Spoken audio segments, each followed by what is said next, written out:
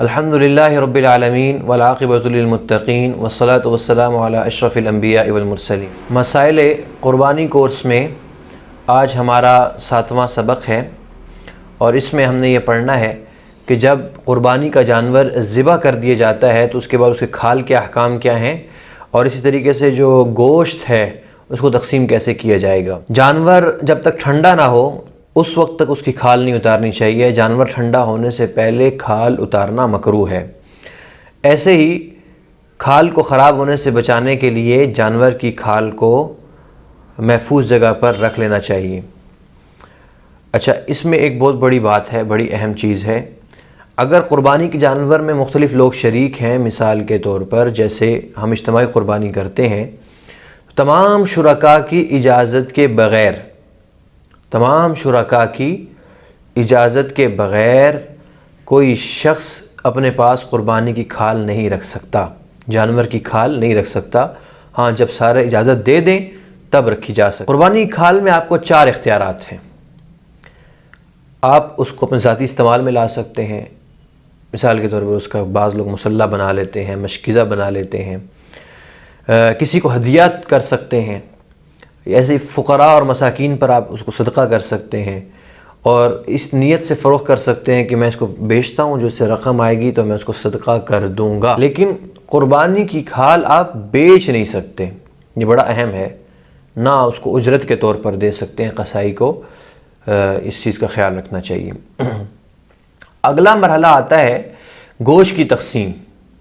یہ بھی سمجھ لیجئے، آپ گوشت تقسیم کرنے کا طریقہ کار یہ ہے کہ گوشت کو 3 حصوں میں تقسیم کریں۔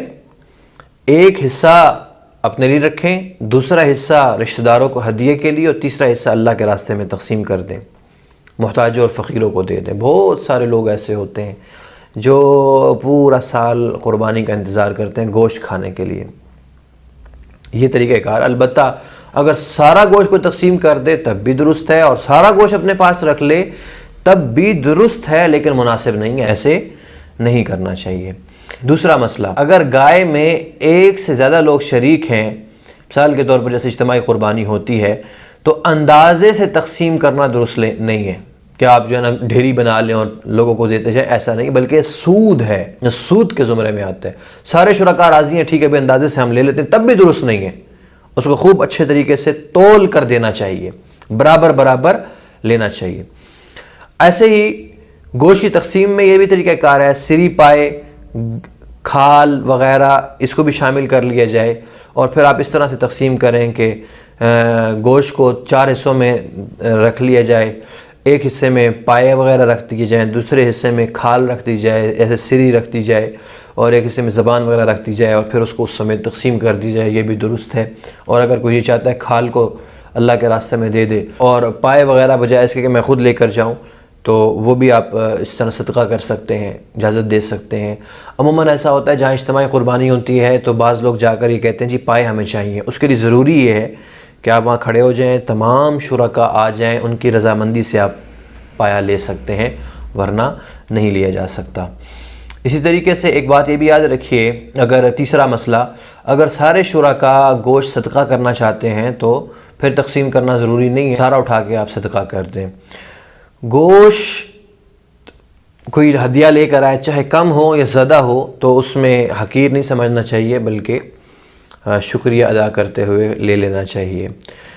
اسی طرح چوتھا مسئلہ یاد رکھیے گا کہ گوشت کو فروخت کرنا، قربانی کا گوشت فروخت کرنا حرام ہے۔ قربانی کا گوشت آپ فروخت نہیں کر سکتے، not for sale۔ قصائی کو اجرت کے طور پر بھی نہیں دے سکتے، الگ سے دینی چاہیے اجرت۔ غلطی سے اگر کسی نے گوشت فروخت کر دیا تو اس کا حساب لگا کے اتنی رقم صدقہ کرنا واجب ہے، اور توبہ استغفار کرنی چاہیے۔ اگلا مسئلہ سمجھیے، گوشت آپ کس کو دے سکتے ہیں؟ قربانی کا گوشت غیر مسلم کو بھی دیا جا سکتا ہے، ہندو ہو، عیسائی ہو، یہودی ہو، ان تمام کو دینا جائز ہے۔ چربی وغیرہ آپ قصائی کو اجرت کے طور پر نہیں دے سکتے۔ تو یہ عموماً ہوتا ہے جی غیر مسلم اس موقع پر آ جاتے ہیں نا، یہ عیسائی وغیرہ، تو بھئی ان کو گوشت دینا چاہیے نہیں دینا چاہیے؟ دے سکتے ہیں، بالکل دے سکتے ہیں، قربانی کا گوشت دیا جا سکتا ہے۔ اچھا، پھر ایک یاد رکھیے کہ قربانی کا جو گوشت ہے یا حلال جانور ہے اس میں کن کن چیزوں کو کھایا جا سکتا ہے، بہتا اور کن کن چیزوں کو کھایا نہیں جا سکتا۔ 7 چیزیں ہیں جو حرام ہے، باقی سارا کا سارا گوشت حلال ہے۔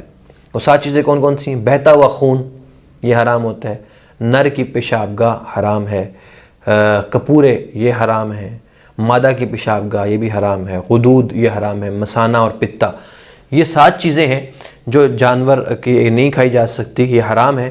باقی اس کے علاوہ سارا کا سارا گوشت حلال ہوتا ہے۔ اللہ رب العالمین ہمیں عمل کرنے کی توفیق عطا فرمائے۔ وآخر دعوانا ان الحمد للہ رب العالمین۔